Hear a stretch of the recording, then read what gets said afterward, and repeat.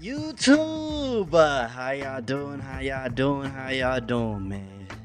Stop ignoring the dark side of reality TV from Patrick CC. I mean, you got like the whole Dan Schneider incident with like Nickelodeon. It's like a perfect example, but I mean, shit. There's a lot of dark things about the entertainment industry, y'all. We gotta be careful of it, bro. You know what I mean? Reality shows aren't exactly real, but to dismiss Oh, the yeah. shows and just say, oh, it's all scripted, it's all fake, that's not exactly true either. You see, these shows operate more like human science experiments than scripted entertainment. Producers aren't necessarily telling contestants what to do, what to say, and how to act, but going through a series of calculated behind-the-scenes steps to control the environment and nearly guarantee chaos on camera. Oh yeah, Mr. Beast for sure is a sociopath. Like, everybody should know this by now. You know what I mean?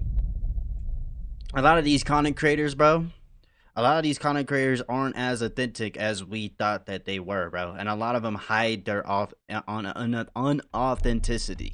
Unfortunately, because these tactics are designed to push people past their breaking point, there have been countless cases where contestants' lives were tragically cut short, with many pointing to the mental and emotional toll these shows have had on them. Today, we are going to uncover the step-by-step process reality shows use to psychologically manipulate their contestants into getting the entertainment that they want, and all the ways it has gone horribly wrong. It all starts with the people they cast in the first place, whose personality profiles will naturally clash, ensuring fights and maximizing drama. Even though reality shows can have vastly different premises, most of them follow a similar structure. Bring a group of strangers together, isolate them from the outside world, and then put them through some kind of challenge with real stakes on the line. And whether the final prize is money or love, the production process for maximizing the entertainment value of these shows is mostly the same. Mr. Beast is an example of an authentic YouTuber who goes corporate. That is you know, him and Kai Cenat. Kai Cenat's another person too. I feel like Kai Cenat has full on gone corporate. And you know, let's be honest, like, if people think that these content creators aren't fake, bro, you are out of your mind, bro. These people are so fake. Not like, you know what? I take that back. Hold on, let me re-say that. These people are fake. Are they bad people? No, but they've gone corporate. And, you know, Mr. Beast, I think, is a prime example of that. And a lot of it relies on... And I'm not shitting on Mr. Beast. I think his videos are amazing, by the way. I just want to say that. But, you know, I know how much does he pressure his team?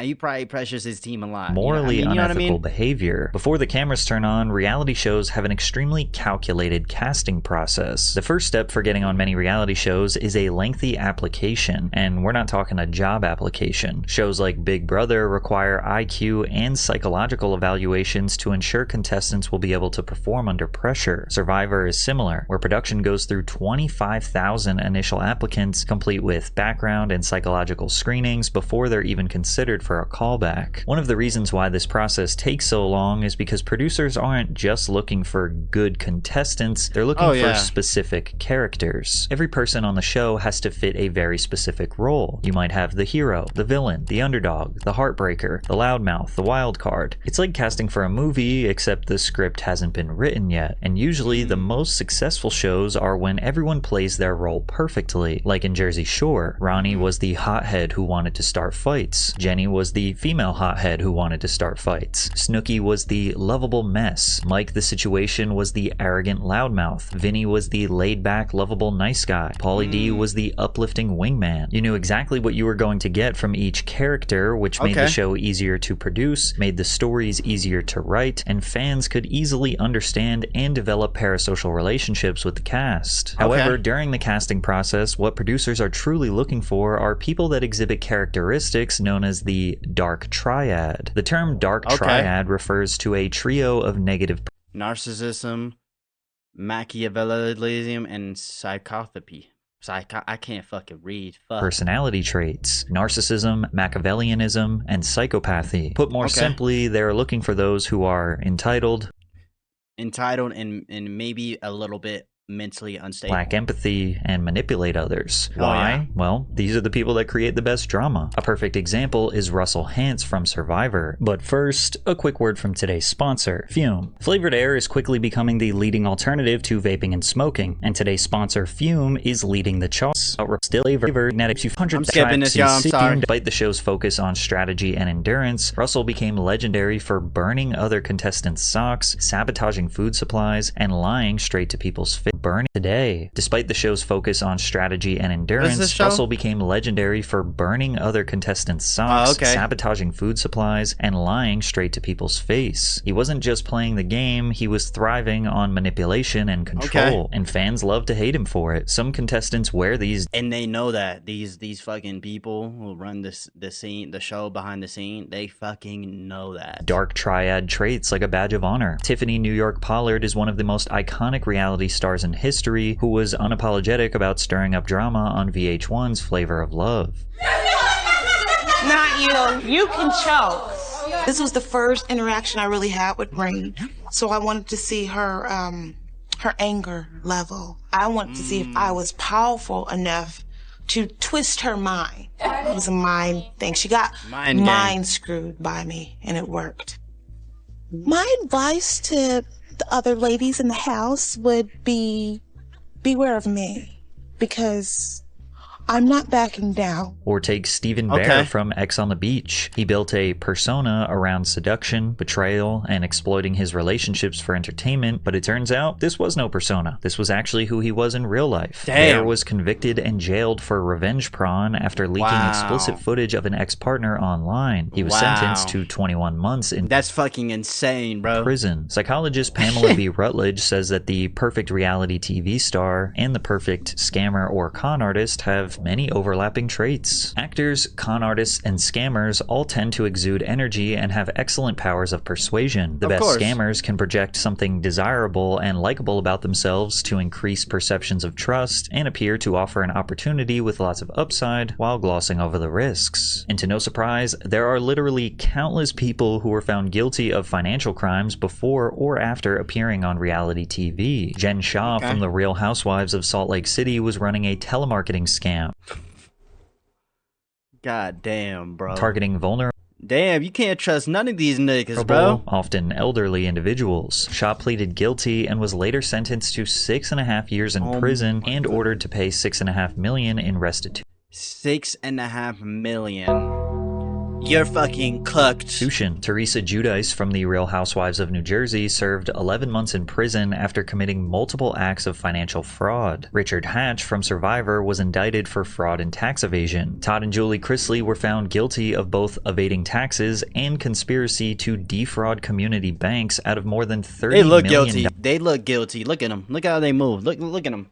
Look how guilty they look. Look at this nigga on the right. He looks so fucking guilty. Taxes and conspiracy to defraud community. Pay your fucking taxes, bro. Banks out of more than $30 million to fund their lavish lifestyle. Julie and Todd were sentenced to 7 and 12 years in prison, but lucky for them, another reality star scammer had the power to personally pardon them. If you just Google reality star fraud, you'll get so many different examples that it actually looks like these producers are intentionally trying to cast scammers to be on their show. But show producers have been criticized for not doing enough due diligence to avoid platforming bad or immoral people. Since they go through a deep vetting process, they should know about any potential controversies. Bachelor contestants met with a private investigator who is, quote, trained to dig up any skeletons in the closet, partly to use for their storyline, but also to get ahead of any tabloid stories that could come to the surface if they were on the show. Had they ever been arrested? Had they ever sent nude photos to anyone? Is this what Mr. Beast be doing, bro? Mr. Beast gotta be doing shit like this, bro.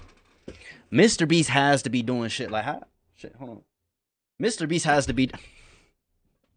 Had they ever made an Mr. Beast has to be doing shit like that. Recently, Love Island cast member Sierra Ortega was removed from season 7 after posts from years ago resurfaced showing her using a racial slur that was historically used to attack Asian people. Outrage erupted online, she was labeled a racist, and fans demanded that she be removed from the show. And they have to, because it'll fuck up the show's reputation. They have to do it. She announced that she left the show due to a personal situation and then issued an apology online. I had no no ill intention when I was using it, but that's absolutely no excuse because You said intent it. doesn't excuse ignorance. It just doesn't. Sierra also Okay. noted in her apology that angry fans called ICE on her family. What the fuck?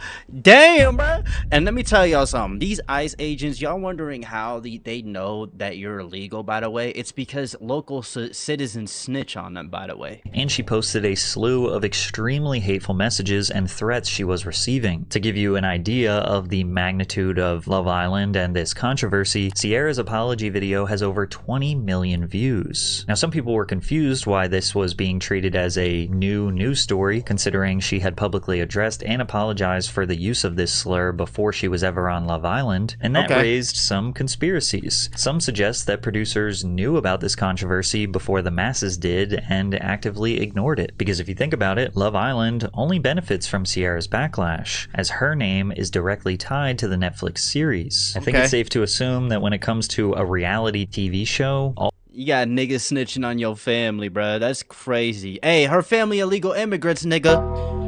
Like, damn, bro, publicity chill. is good publicity, right? When Love is Blind faced similar backlash for allegedly platforming bad people, creator Chris Colin defended their vetting process. We have background checks and psychological... Yeah, Mr. Beast don't be doing that shit. You want to know how we know? Bro, this nigga had a whole PDF file in his Word document file in one of his YouTube videos, and the guy was wearing a mask and he got exposed for that a while ago. Evaluations. Everyone in the world has a story, and we aren't the police. These shows don't take accountability for the actions of their contestants because, well, realistically, they aren't to blame, but also because they aren't exactly looking for the most morally righteous individuals in the first place. Producers want a perfect mix of unpredictable, toxic, and genuine personalities, which when thrown in a room together for long enough are guaranteed to cause chaos and produce dramatic television. Then again, producers' psychological manipulation tactics can even have genuine people behave differently than they normally would. Sarah Hartshorn, who was cast on America's Next Top Model in 2007, described producers exuding a subtle tactic. Thousands upon thousands sent in audition tapes from all over the country, every single state. We had casting scouts all over looking for candidates, and you guys are the ones who made it. You're here, and it's not just your looks. You all know that being a top model is more than that. It's who you are, and one of you is America's Next Top Model. This is a once-in-a-lifetime opportunity. By framing the contestants as chosen and exceptional, it makes them feel entitled. Producers create a heightened sense of purpose and pressure. It deepens the emotional investment of the cast. It makes them more entitled, and it makes them care more, making them more willing to endure extreme conditions or humiliation for the sake of not wasting their once-in-a-lifetime It's manipulation. shot. It also shifts the power dynamic in Damn, and they getting embarrassed too, bro. favor of the producers. Contestants are no longer just people, they're characters in the producer's story that they feel obligated to live up to. And before ever stepping onto the set, contestants are almost always required to sign strict contracts, often including detailed non-disclosure agreements. Now, it's easy to understand why NDAs are somewhat necessary to prevent the show's ending from being spoiled by bitter contestants, as the episodes were filmed months in advance. Yeah, and then if they were to expose them, we all know what happens. They get sued. But because they voided the contract. Have to wait week after week to find out what happens. What they don't realize is sometimes these contracts come with threats. Sarah Hartstone recalls America's Next Top Model producers threatening to sue contestants for $5 Oh yeah, of course they're gonna sue you. million if they leaked any information about the show. The contestants were shook. They thought, we don't have $5 million. The producers replied, we know you don't. We know all about all of your financial information.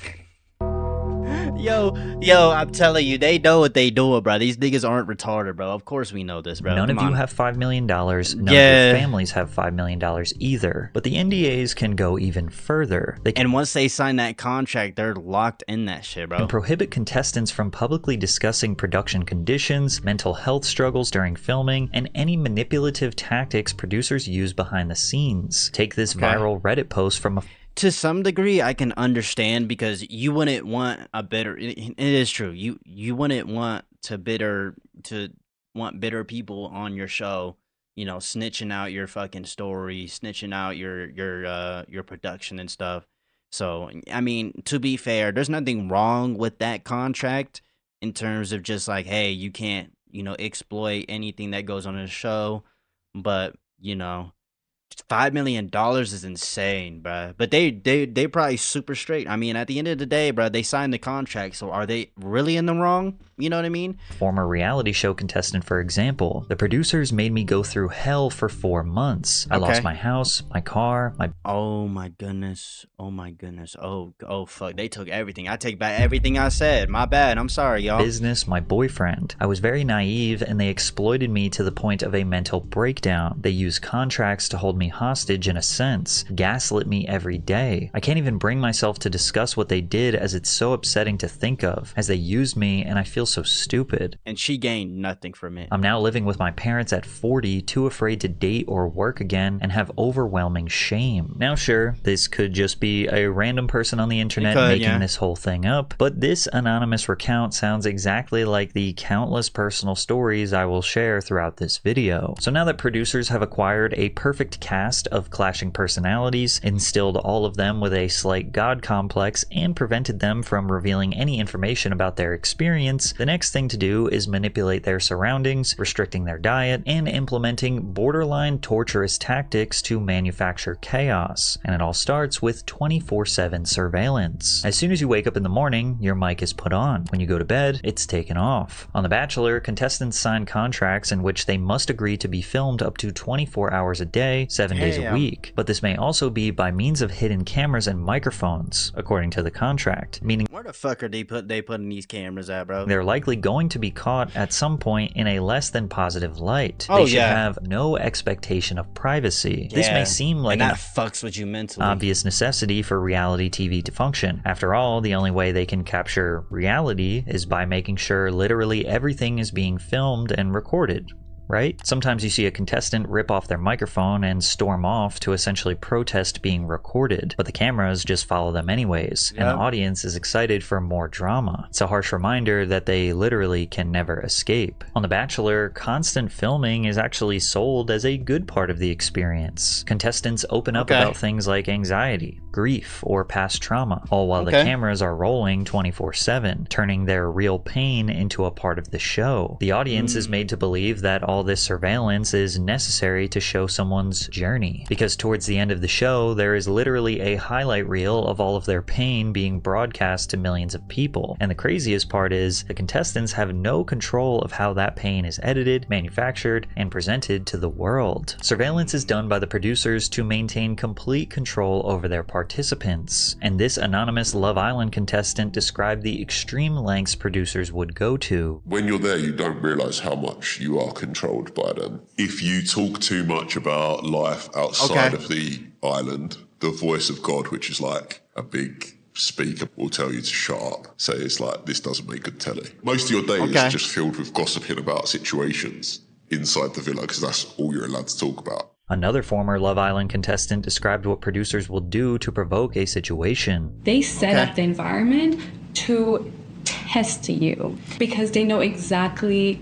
They know your personality traits.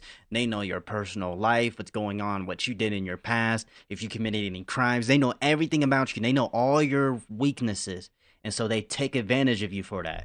And that's crazy, bro. What you don't like, they know exactly what you're scared of, they know what you're attracted to, what you're not attracted to, they know your triggers. So it's very easy for them to manipulate your environment and situations to get the best reaction out of you. And especially when the storyline is not going the way that they want, they know exactly how to fix that, because they know you very well. You're literally just a little rat in their experiment, and they try. It's like a rat in a fucking box. I know. Chasing after cheese, bro. See what they can change and what they can do to see how you're going to react and how far they can push you. Now, beyond surveillance, one of the foundational elements of a successful reality show is keeping the contestants in pure isolation. In Big Brother, contestants are... Damn, bro. And they're going mentally fucking insane. Confined to a house with no access to phones, internet, television, or contact with family and friends. This isolation forces them to rely on their relationships within the house, making every alliance, betrayal, and argument feel more intense. Former Bachelor because it's real, yeah. Contestant Leslie Hughes said, "We have nothing. We are completely cut off from the world. We have to talk to each other. We have nothing else to do." Similarly, Love Island isolates contestants. They create drama because they're bored. They have nothing to do, bro. In a luxurious villa where they have no communication with the outside. And the amount of mental torture that they go through after the show, it's like pretty much permanent mental trauma. Outside world. There are no distractions, and they essentially create this artificial bubble where everything on set becomes the only thing that matters to them. We didn't have any autonomy at all. Not only did they take our phones, they took our wallets, they took our IDs, they took our passports, all in the same instance, without telling us ahead of time this was going to happen. And we were filming 18 to 20 hours a day. The only time we weren't being filmed was when the union crews swapped out for a new crew because they had met their maximum for the day. Damn, bro. Never see daylight unless you're allowed to use the bathroom, which is a trailer outside. They keep you in the state where you really have no idea how much time has transpired. It's one of those things where, looking back on it, if someone told me it was a month, I might have believed them. So what else can they do to cure their boredom? Well, have you ever noticed just how much alcohol is being consumed on reality TV shows? It feels like most of the explosive moments or juicy drama erupts after a night of heavy drinking. Nick Bateman from Big Brother said, "These people are being manipulated, and because of these manipulation tactics, they get fucked up mentally, and then when they get drunk, it amplifies their personalities. It amplifies everything that's going on within them, and it's being expressed. And so, and there's a saying with alcohol: when you're drunk, you show who you really are. You show who you actually are. And there is some truth to that. Alcohol was given to us when we were feeling down or depressed or nothing was going on. Because obviously alcohol is the Molotov cocktail producers use to liven things up. Bateman says drinks were coveted by contestants because it would quell the boredom of being captive in the house. Bronwyn Wyndham Burke from The Real Housewives of Orange County says that producers took it a step further. Whenever you're filming, they have alcohol there. They ask you before you go on a trip, what kind do you like? They get to know what your favorites are. And while producers don't force you to drink, alcoholic beverages were readily available, and that sometimes during maximum supply scenes, cast members were discouraged from eating. Jeremy Hartwell, who was a Love is Blind contestant, sued the company alleging that he could not access food and water, but alcohol was available and even encouraged on an empty stomach. Now, it's one thing. That's actually crazy, bro. To give a bunch of partiers some alcohol, but they ain't no chips, they ain't no snacks, bro. You just gonna let us sit here and fucking putting restrictions on their diet is just borderline evil, and there's a lot of evidence that supports this tactic. On The Bachelor, contestants are not allowed to eat any food during their dates because the microphones pick up the unpleasant sounds. No one looks good eating, and microphones pick up all kinds of chomping.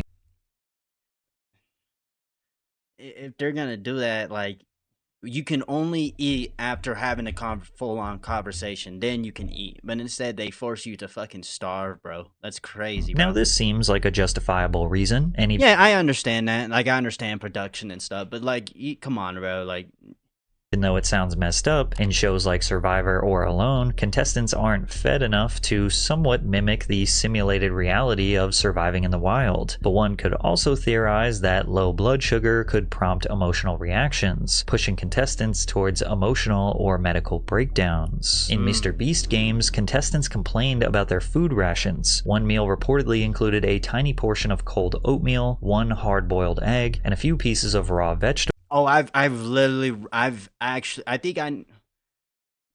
was the, and a lot of Mr. Beast, like the one with when he was doing the private jet one that I reacted to a few weeks ago. The guy can only eat like just like chicken. It was just like simple shit. It was just simple tuna, chicken, tuna, like canned tuna, and that's all he was able to eat. And like water or some shit. They also and then when it comes to like every week or every few days, Mr. Beast will come out and he'll say, "Hey, I got a deal for you. If you give me $50,000, I'll give you all this food. I'll give you this bed. I'll give you all this shit.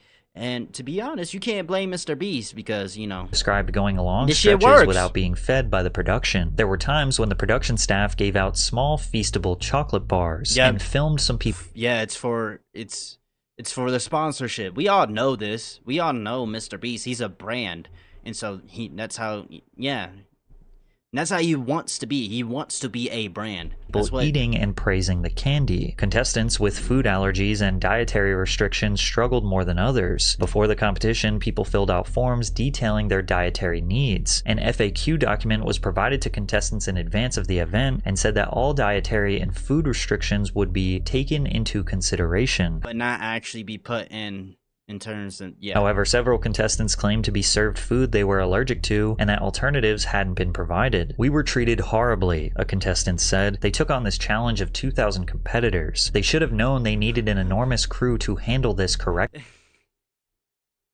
Let me guess which video that was. Was that the video where it's like we have 1,000 old people versus 1,000 young people. We're all gonna have them run down. Whoever reaches down first. It's probably one of those challenges that Mr. Beast has. I know. So now that producers have trapped and isolated borderline toxic people who are malnourished and pumped with alcohol, at the very least, a good night's sleep would be their last chance to recalibrate. Well, they don't get that either, because sleep deprivation is one of the most messed up but crucial parts of the reality show entertainment formula. With Villa Light, there's no clocks. What they was doing was like keeping you up really late, waking you up early. I would go mentally insane on one of these fucking shows. I would 100% go insane. So then you're gonna react more because you like basically got sleep deprivation. Most competition reality shows follow a similar daily routine. Wake up early in the morning, typically around 7 a.m. Then they go do their competitions or tasks for the day. Then in the evenings, they talk strategy or socialize with another while getting drunk. Now you have to keep in mind that producers' top priority is to get 45 minutes of watchable television each day. They can count on roughly half of the airtime coming from the actual competitions or tasks, but the other half needs to be the all-too-sweet drama that everyone craves. And if the day is coming to an end and they don't think they have enough, they will keep the contestants awake. For 3 years, Sarah Shapiro worked as a producer on the reality show The Bachelor. Her task, as she recalls it, was to get the contestants to open up and to give them terrible advice and to deprive them of sleep. She sees it now as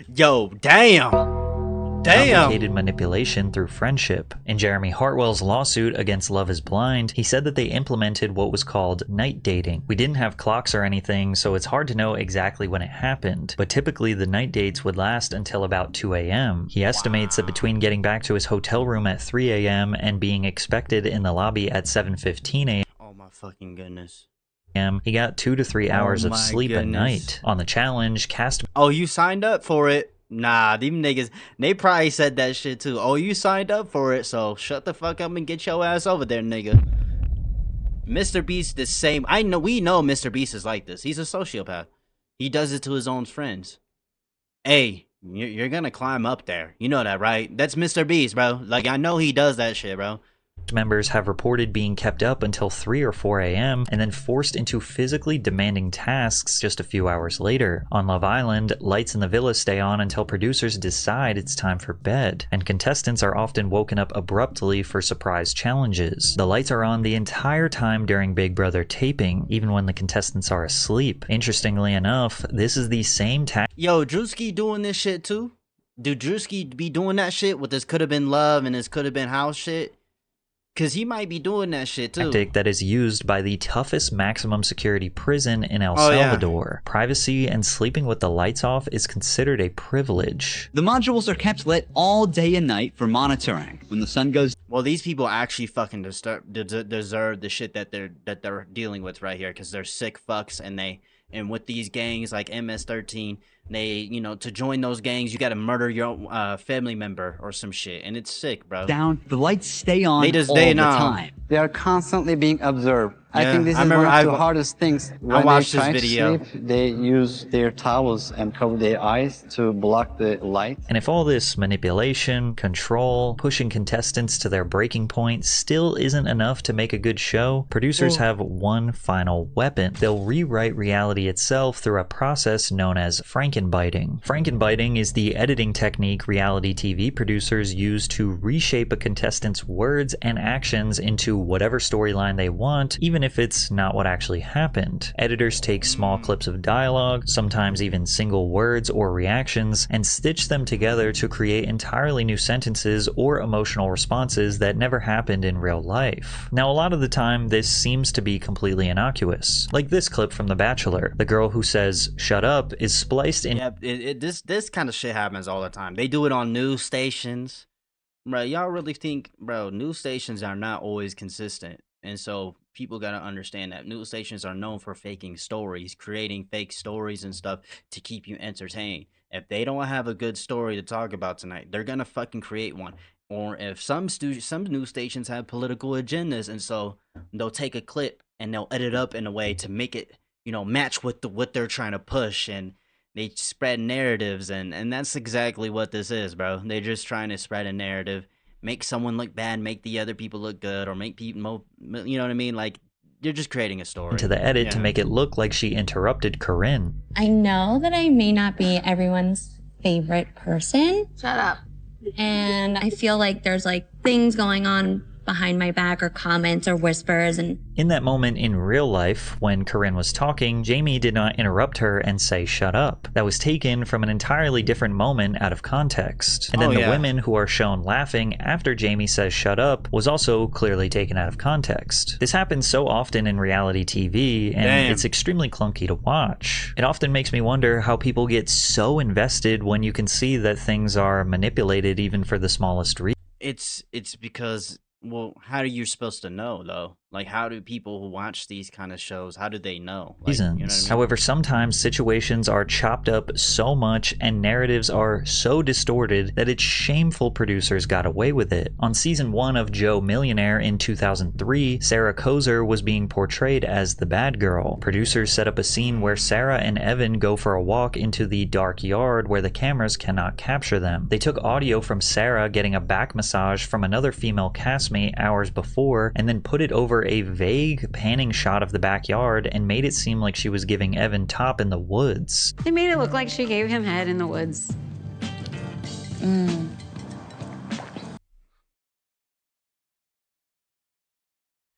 The fact, I don't get people who watch reality TV shows, though.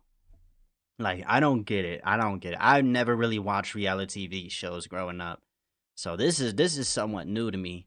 But like, yeah, it's insane. But even when Sarah tried to go to the press after the show was over and convince everyone that the whole scene was taken out of context, people around the world were not convinced. Well, let me take a couple of calls.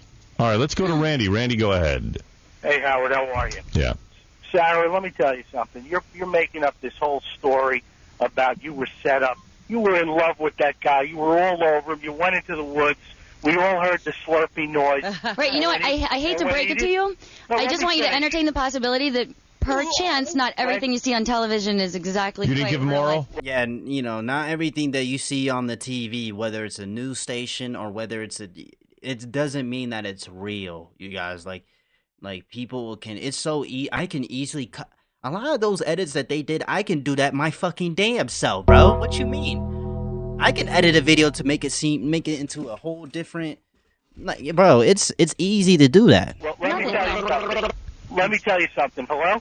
As soon as he didn't pick you, and you heard he didn't have the money, you were devastated. You're nothing but a gold-digging white trash loser. Although Sarah Kozer handled this scrutiny from the public with grace, others fell victim to the immense backlash. Yeah. One of the darkest consequences of reality show editing is how quickly contestants become targets for obsessive, toxic fandoms, which has mostly been aimed towards people who have been labeled as villains on the show. And to some degree, you can't blame the fans. After all, they can only but a lot of these people are bots and they can't think for themselves, so only judge a contestant based on what they've seen on the show. But as we know, these shows are barely a reflection of who that person actually is. What makes it worse is these mass harassment campaigns often come from fans who believe they're acting on some kind of moral high ground. They'll flood a contestant's social media with hate, send death threats, and in some cases, dig up private information like addresses or family details. Olivia Atwood from Love Island UK opened opened up about receiving over 3,000 messages a day after her season aired, many of them telling her she didn't deserve to live. Another is Big Brother's Aaron Grease, who spoke about how viewers campaigned for her to lose her job after producers portrayed her as a manipulator through selective editing. But sometimes the harassment doesn't end with hateful comments. For some contestants, the public mauling and emotional toll have pushed them beyond their breaking point. A stat that absolutely blew my mind was that at least 40 people have died on their own volition after their appearances on reality TV. Hana Kimura, a female professional wrestler who was among the cast of the popular Japanese reality series Terrace House, died at age 22. She posted a goodbye message on social media after receiving a storm of hate online. Love Island had 2 contestants in back-to-back seasons suffer the same fate. Sophie Graydon, age 32 in 2018. I remember this girl actually. I think I've seen her before. And Mike Thelastis, age 26 in 2019. The Bachelor had 2 women from the same exact season pass, Alexa McAllister and Gia Allemond. What if I told you that the very first person who was ever voted off a reality show in history also suffered the same fate? Would that not be a slight indication of a broken system? In June 1997, Sinisa Savija became the first person in the world to ever be voted off a reality TV competition. The show was called Expedition Robinson. 4 weeks after he was voted off, he walked in front of a train. 9 weeks after that, the first episode of Expedition Robinson aired anyway. Before I started researching this video, I knew reality shows were pretty messed up, but I had no idea just how many tragic losses have been suffered from former contestants.